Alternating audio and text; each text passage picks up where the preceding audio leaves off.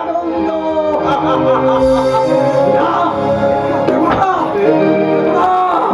আমার পিতৃসের ভাব আমি কাউকে দেব না, কাউকে দেব না, কাউকে দেব না।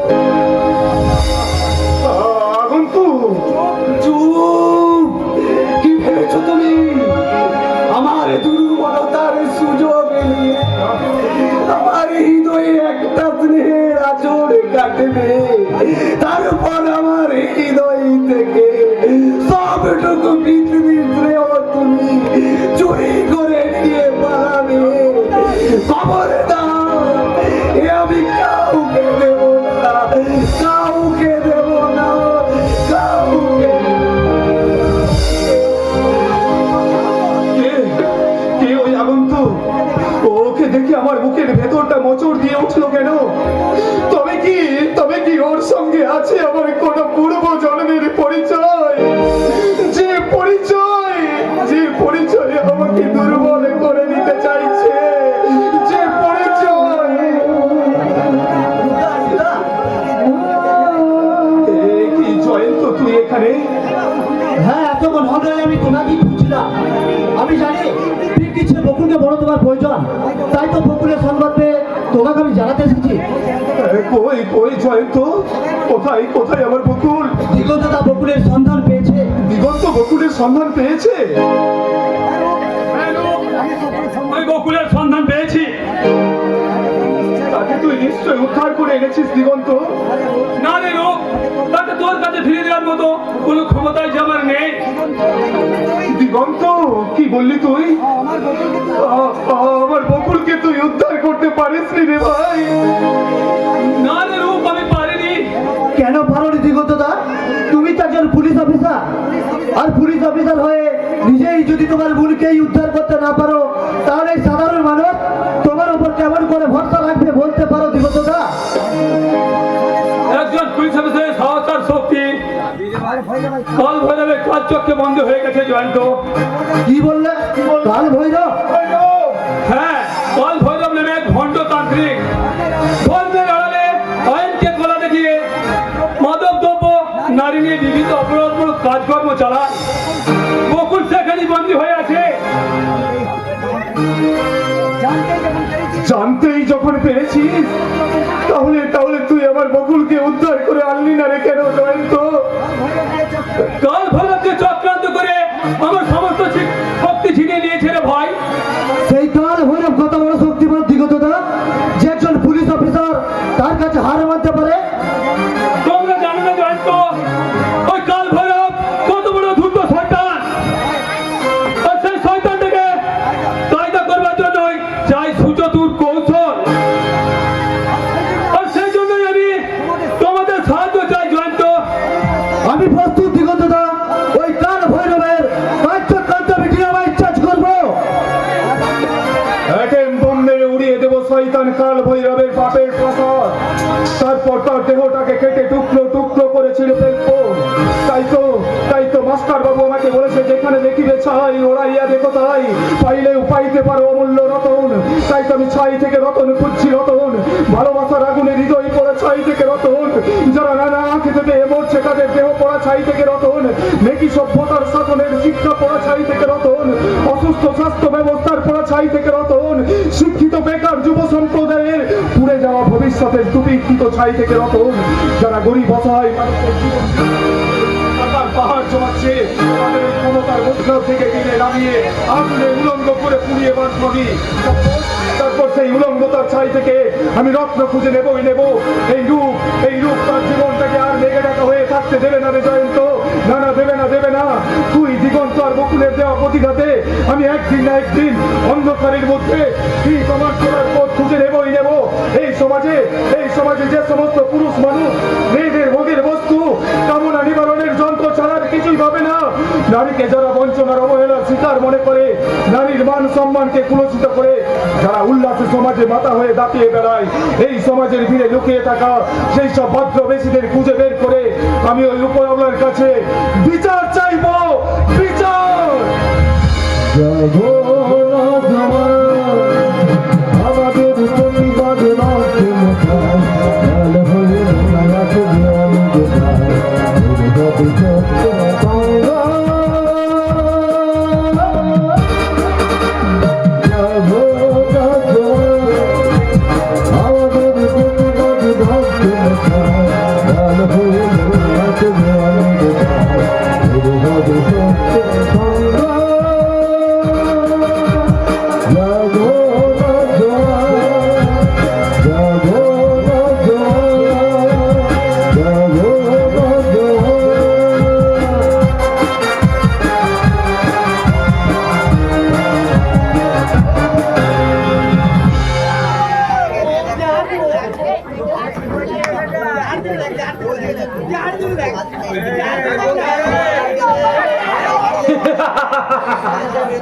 আমার করুণময়ী মায়ের শেষ করুণায় আজ আমি সত্যিকারের মানুষ হয়ে উঠেছি।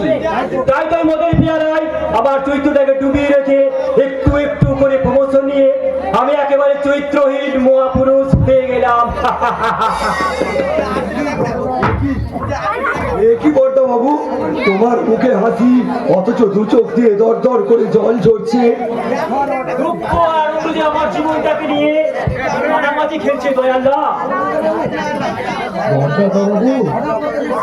রোদপথরের সিঁড়ি দিয়ে টানতে টানতে ওরা যখন আমায় সুখে সড়কের দিকে নিয়ে যেতে চায়, তখন সিবাই আনন্দে আমার একটা চোখ চিকচিক করে ওঠে দয়ালদা।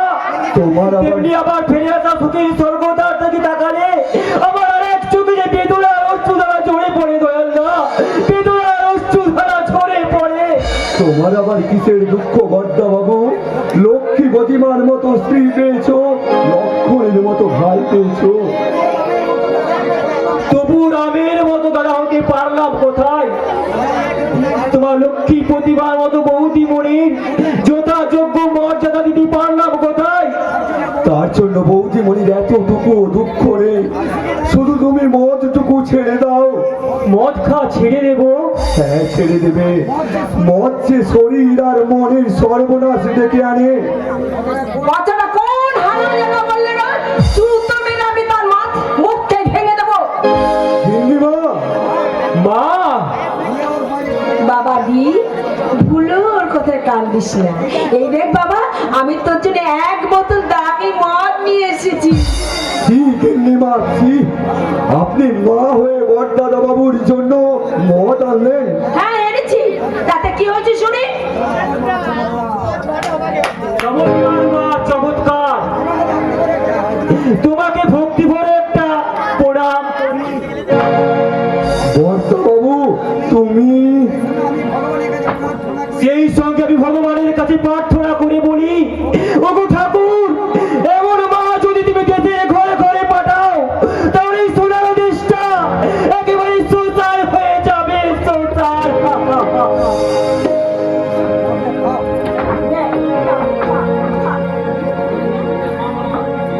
না, তুমি আমার মদ খাচ্ছ? খবরই এ কি দোষী মেয়ে রে বাবা? আরে বাবা, স্বামী একটু শখ করে মদ খেয়েছে, তাই বলে হারাম যদি সহ্য হলো না এত দামি মদটা। মদ যতই দামি হোক গিন্নিমা, সে নেশা করার জন্য, শখ করবার জন্য নয়। এই আমার ছেলে শখ করুক আর নেশা করুক, তাতে তোর কি রে হারামজাদা? আমার সামনে একটা পেটে নিজের হাতে এমনি করে মদের বোতল তুলে দিতে। কি বলি হারামজাদি? হ্যাঁ, পারতাম পারতাম। তাহলে এই মদের বোতল থেকে অর্ধেকটা ছোট দাদা বাবুর জন্য আপনি তুলে রাখুন। কি বললি হারামজাদা? আমি রুপির জন্য মদ তুলে রাখবো? কেন রাখবেন না? ও নিজের ছেলে বলে তাকে মদ খাওয়ার কথা ভাবতে ওর ভয়ে আপনার বুকটা কেঁপে উঠছে। অথচ আমার স্বামী আপনার সৎ ছেলে বলে তাকে এমনি করে মদ খাইয়ে নেশা করাতেই আপনার বিবেকে এতটুকু বাঁচছে না। দেখ, দেখ, দেখ, তোর বউ তোকে মাতাল বলছে।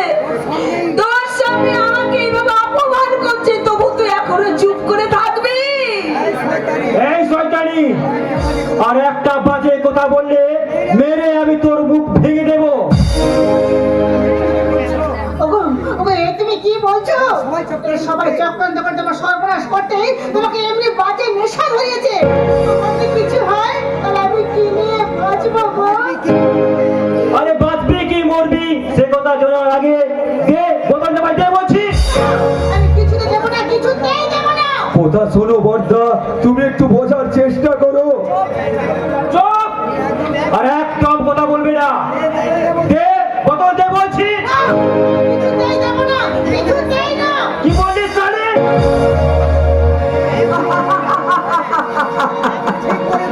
ঠিক, তুই একবারে ঠিক করেছিস বাবা। আরে পুরুষ মানুষ কিন্তু শক্ত না হলে এই বাড়ির বউ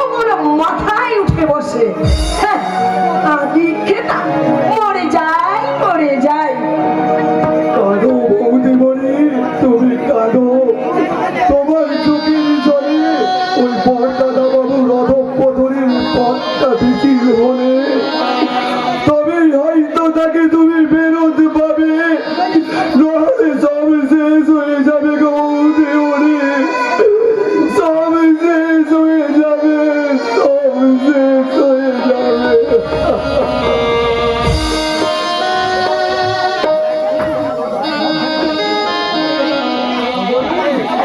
এই সবরি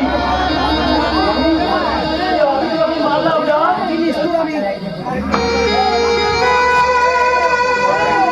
কি নিষ্ঠুর আমি,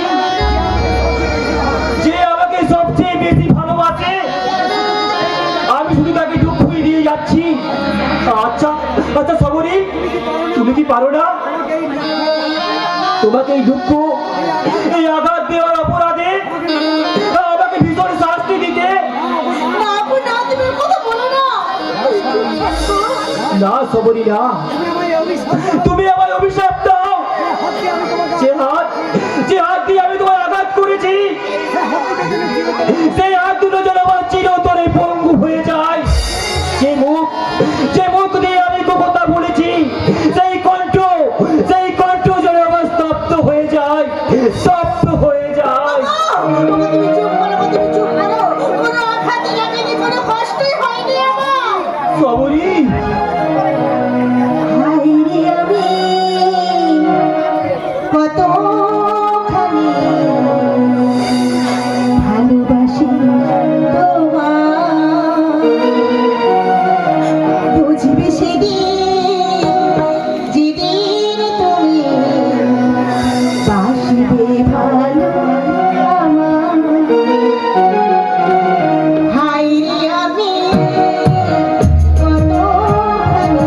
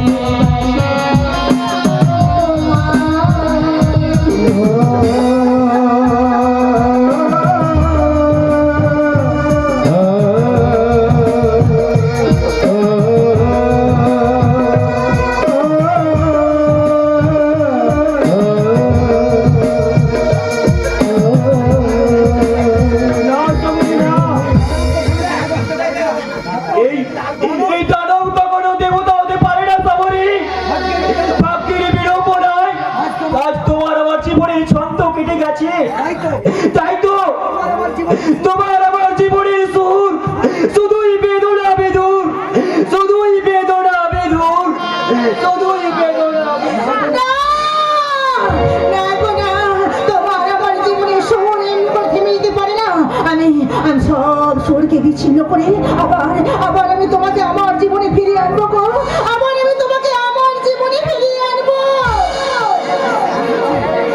এসেছি কত অপমান উপেক্ষা করেও আজ আমি আবার তোর কাছে ফিরে এসেছি।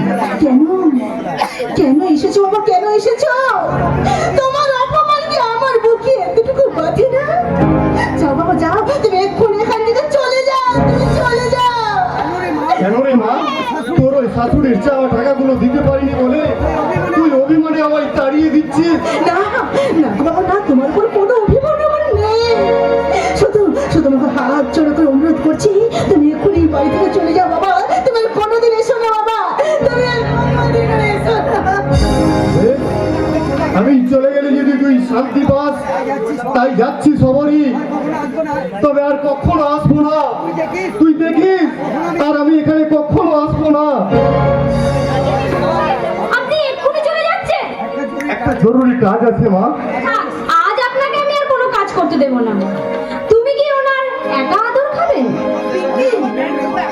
হ্যাঁ মেসমশাই, দিদি আপনার নিজের মেয়ে বলে আপনি আমাকে আশীর্বাদও করবেন না? কেন করবো না মা? ও যেমন বড় মেয়ে, তুমিও তো আপনার ছোট মেয়ের মতো। এবার থেকে আমাকে ছোট মেয়ের মতো আদর করবে মেসমশাই। আসুন পাগলি মা আমার। মেসমশাই। পরিবর্তন দেখি আমি না অবাক হয়ে যাচ্ছি পিঙ্কি। আমার মন বলছে তোর পরিবর্তন দেখি ঠাকুর নিশ্চয়ই তার ভুল ভাঙবে। এবার তাহলে আমি আসি মা। এখনই এত যা তারা কেন মেসমশাই? এই বেলাটা অন্তত দেখি রে পিঙ্কি, তোর গলার নেকলেসটা কোথায়? এ কি? আমার গলার নেকলেসটা কোথায়? গলা থেকে তো ভুলে যাবে না, মনে করে দেখ কোথায় রেখেছিস। ও মা গো! এটা তো আমি বিয়ের সময় পেয়েছিলাম নেকলেসটা। আর এটা যদি আমি হারিয়ে যাই, আমি সুসাইড করবো দাদা। এত ভেঙে পড়ো না মা। আমার মন বলছে নেকলেসটা কোথাও না কোথাও আছে। ঠিক কথাই বলেছেন মেসমশাই। আমরা সবাই যদি একটু খোঁজাখুঁজি করি তাহলে হয়তো পাচার হওয়ার আগেই আমরা খুঁজে পাওয়া যেতে পারি। আচ্ছা তুমি কি বলতে চাও? না, বলতে কিছু চাই না, তবে আমি একটু ভাবছি কিছুক্ষণ আগেও যে নেকলেসটা পিঙ্কির গলাতে ছিল, এখানে আসার সঙ্গে সঙ্গে সেটা এমন করে হাওয়া হয়ে গেল কিভাবে? আমার তো মনে হচ্ছে নিশ্চয়ই পিঙ্কির গলা থেকে কেউ মালটা হাত সাফাই করে নিয়েছে। ঠিকই বলছিস দাদা।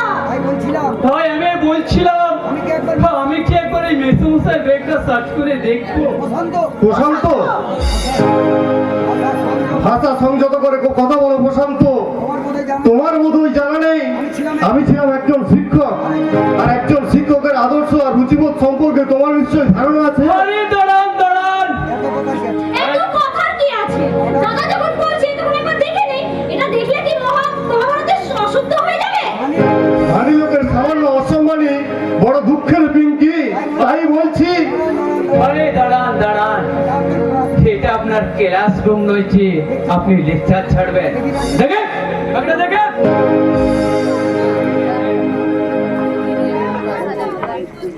কি এই তো নেকলেস। দাদা ওটাই তো আমার নেকলেস।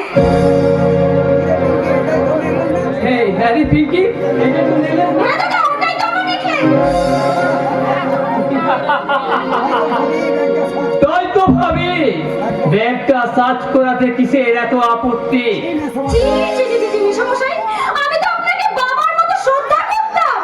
আর আপনি তুমি বিশ্বাস করো মা, আমি এসবের কিছুই জানি না। চুরি করার পর সব সময় এরকম কথাই বলে।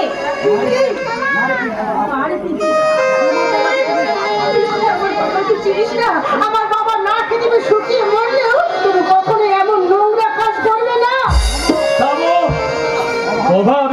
মানুষের স্বভাব নষ্ট হয়, এটাই তার প্রমাণ। মেয়ের গল্পনের টাকা জোগাড় করতে পারিনি বলে শেষে আমার বোনের নেকলেসটা চুরি করে আর সেই টাকা দিয়ে কিনা প্রশান্ত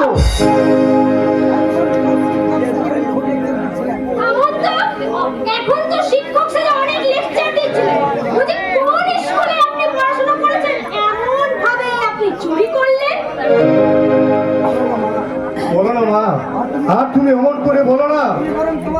তুমি বরং তোমার ওই পায়ের জুতোটা খুলে আমার গালে যত খুশি মারো, যত খুশি মারো, কিন্তু তুমি চুপ করো, তুমি চুপ করো। যতই এ তোমাকে চোর অপবাদ দিক না কেন, স্বয়ং ঈশ্বর এর সঠিক বিচার ঠিকই করবে। তুমি তুমি চলে যাও বাবা, তুমি এই মুহূর্তে এখান থেকে চলে যাও। আর কোনোদিনও তুমি এখানে আসবে না বাবা, আর কোনোদিনও আসবে না। তাই হবে রে মা, আর কোনোদিনও আসবো না। তবে যাওয়ার সময় একটা কথা বলে যাচ্ছি, ওই ঈশ্বর বড়ই করুণাময়, আর তার কেউ কোনোদিন ওর চোখকে কেউ ফাঁকি দিতে পারেনি। আর এরা যে মহাপাপ করলো, এর শাস্তি থেকে এরা কোনোদিনও রেহাই পাবে না রে মা, কোনোদিনও রেহাই পাবে না, কোনোদিনও না, কোনোদিনও না।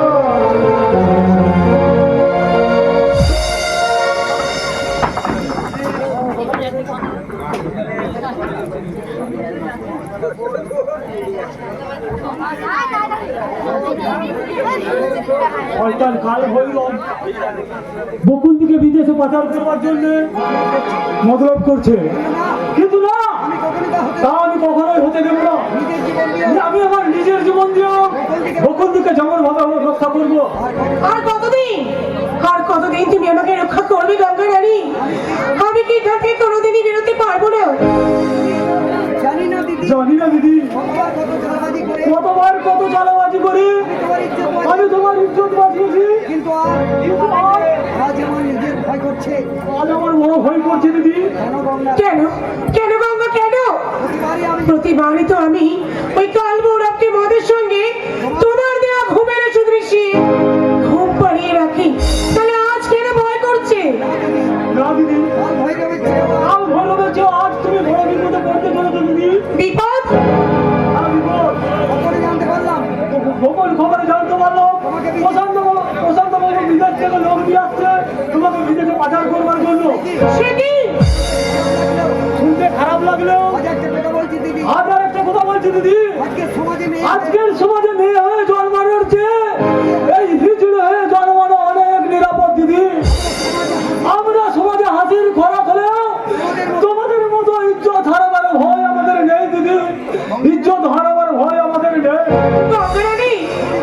যদি বাঁচতে চাও কোনো রকমে এখান থেকে পালিয়ে যাও দিদি, কোনো রকমে পালিয়ে যাও।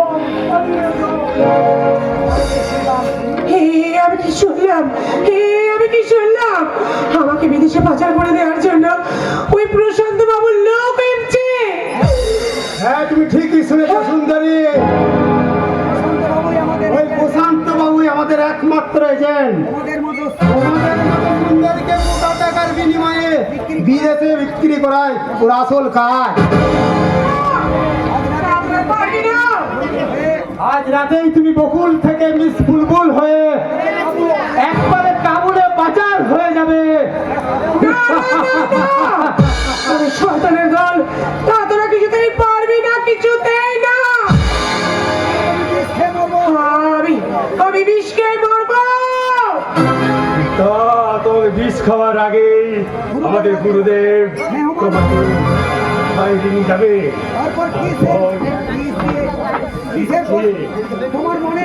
তোমার মনের সব বিষ শুষে নিয়ে তোমাকে প্রসাদ বানাবে। সবাই মিলে সেই প্রসাদ ভোগ করবো।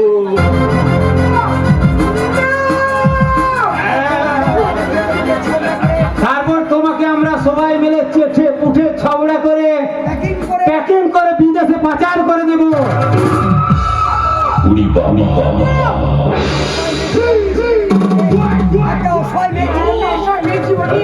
এভাবে ছিনিমিনি কিন্তু তোমাদের লজ্জা করে না?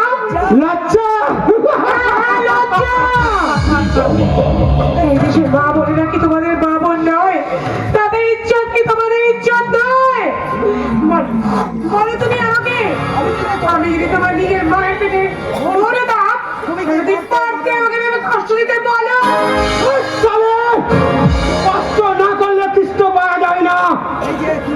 এই যে তুমি বলো, আমি যদি তোমার নিজের মায়ের পেটে বড় হতাম, তোমার এই অনুসত্ব বিবেক এগুলো কি মারা যেত?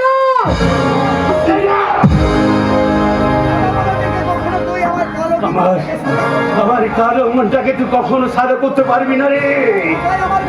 টাকা টাকা আমার কাছে, বাপ মা ভাই সব সব আমার কাছে ওরাই। আর তোমরা এই টাকার মেশিন হয়ে এই কাল ভৈরবকে দেবে মুঠো মুঠো টাকা।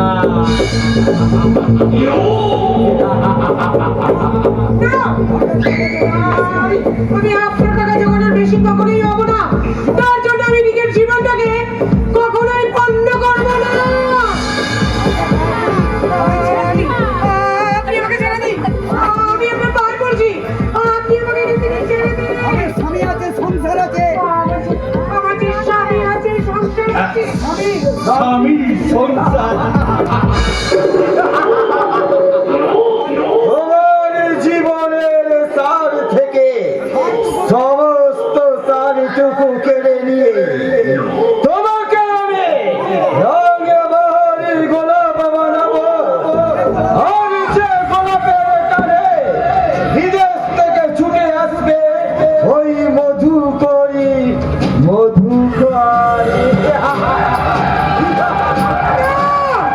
আমি আমার স্বামীর দেওয়া সিঁড়ির মাথা নিয়ে কিছুতেই এই নোংরা কাজ করব না।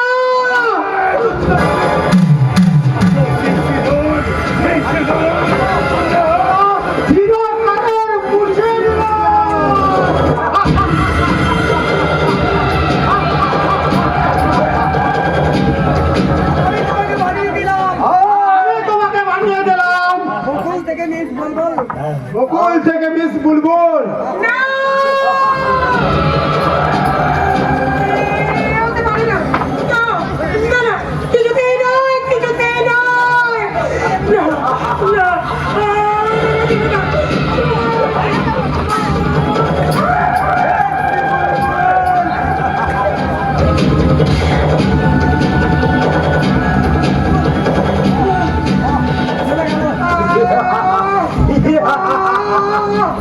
চলে গেল, আমার বুক থেকে একেবারে চলে গেল।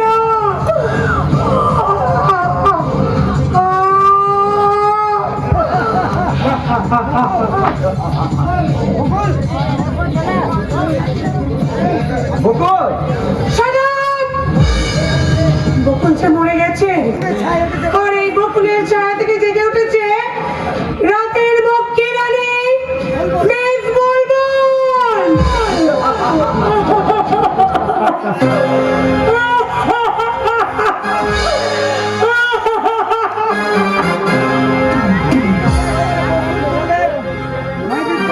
নৈবেদ্য একেবারে প্রস্তুত গুরুদেব। বিক্রি করার আগে আপনি পুজো করে প্রসাদ বানিয়ে দিলে আমরা একটু চাটাচাটি করে খেতাম মায়েরে। বকুলের দিকে যে নজর দিবে তার চোখ দুটো আমি তুলে নেব শয়তান। যথা আজ্ঞা গুরুদেব, মনে থাকবে। বকুলকে তোমরা আরো উগ্র সাজে সাজিয়ে দাও। প্রশান্ত আমাকে ফোন করে জানিয়ে দিয়েছে আর কিছুক্ষণের মধ্যে আর দুজন এজেন্ট এখানে আসার কথা আছে। আর একটা কথা মনে রাখবে কলেশ্বর, আমার খদ্দেরদের যেন কোনো রকমেই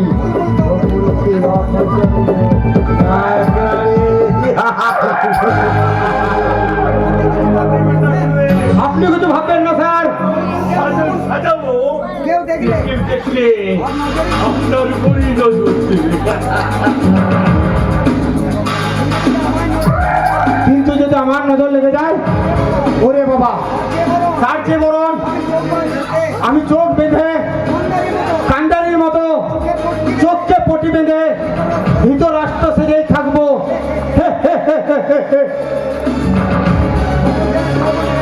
ওপরে যেন যৌবনে ফোটা একটা অস্ত করি, তাই তো আমার মাঝে মাঝে মনে হয় বকুলের ওই যৌবনে পাত্রীগুলোকে একেবারে ওই মধু ভাণ্ডারটাকে আমি কাটছি না করে ফেলি। কিন্তু না, একটা কথা যেন আমার বুকের মধ্যে সর্বদাই খিচখিচ করে ওঠে, তাই আমার মনে ইচ্ছে থাকলেও ওই আস্ত কুড়িটাকে আমি काम कीजिए मिस्टर आहिस्ता, फूलों का नीचे में कांटा ही रह सकता। আহিস্তা আহিস্তা কাম না করবে তো ও কাঁটাও সে হাতও ভি জখম হবে। কে আপনারা? अस्सलामुअलैकुम, हमारा नाम अमर शेख मिर्जा है। রহমতুল্লাহ,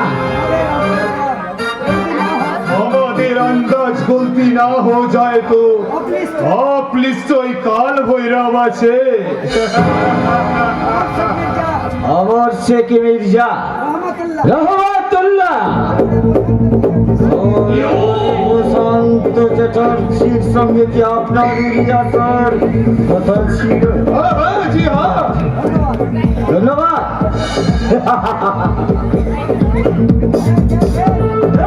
কে আছে?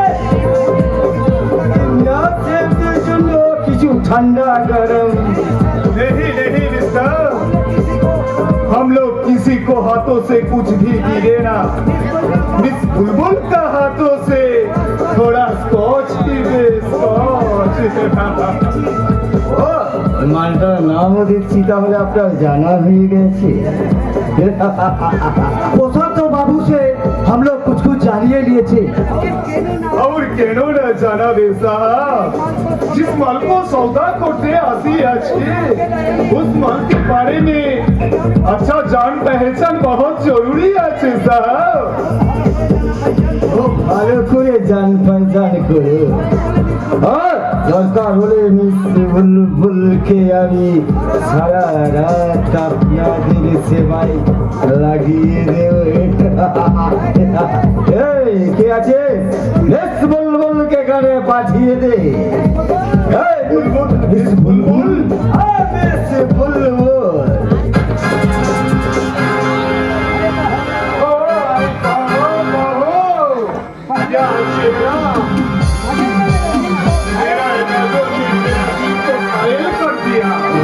और उस चिड़िया को अभी हम लोग साथे लिए जावे।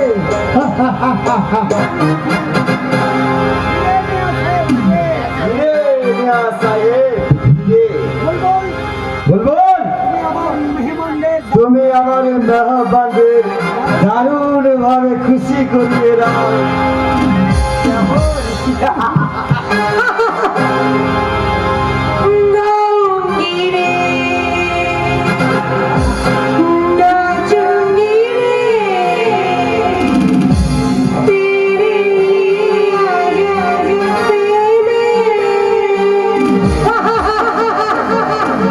लीजिए बाबू, पी लीजिए।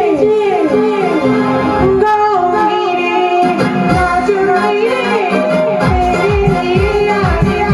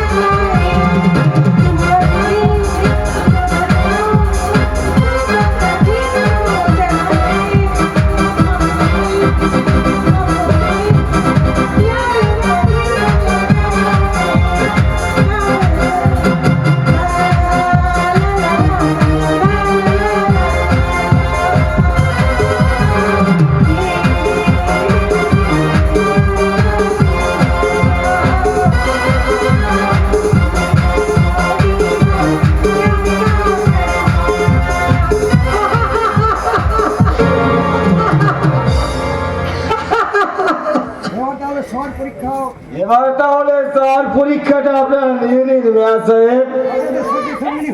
আর আপনাদের ওই শয্যার সঙ্গিনী হয়ে বেশি বুলবুল আপনাদের কতখানি খুশি করতে পারবে সেটা আপনারা নিজে করে ভালো করে পরীক্ষা করে নিন।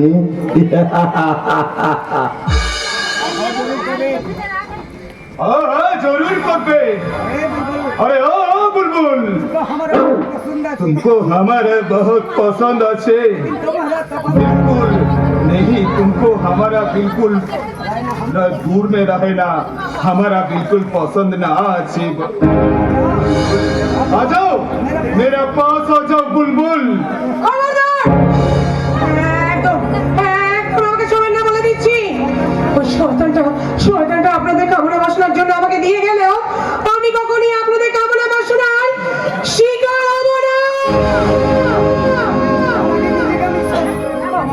তার আগে নিজেকে আমি শেষ করে ফেলবো।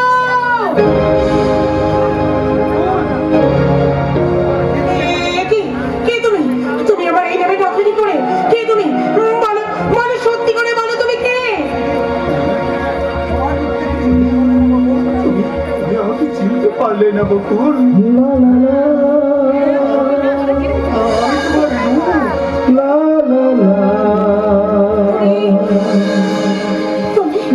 তুমি আমার রূপটা,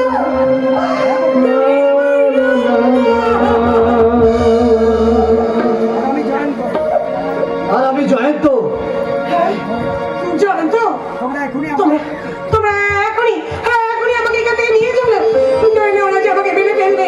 ওরা যে দিনের পর দিন আমাকে নির্মমভাবে অত্যাচার করেছে, জল করে মদ করে আমাকে মাইজি সাজিয়ে রেখেছে। আমাকে এখান থেকে নিয়ে চলো, তোমরা আমাকে এখান থেকে নিয়ে চলো।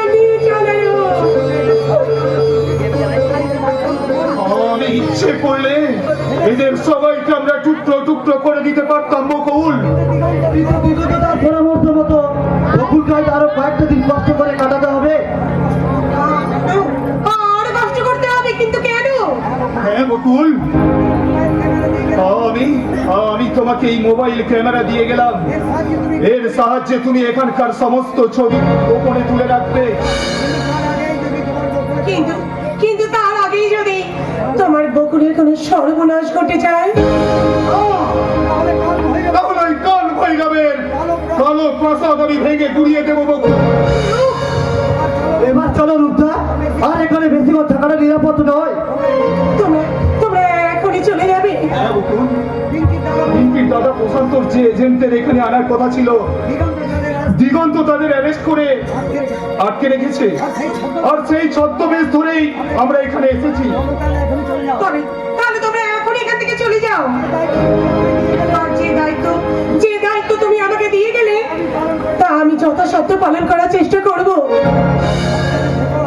সাবধানে থেকো ভালো থেকো মুকুল কেমন সরি মুকুল বিদায় এবার চলে এসো রূপদা।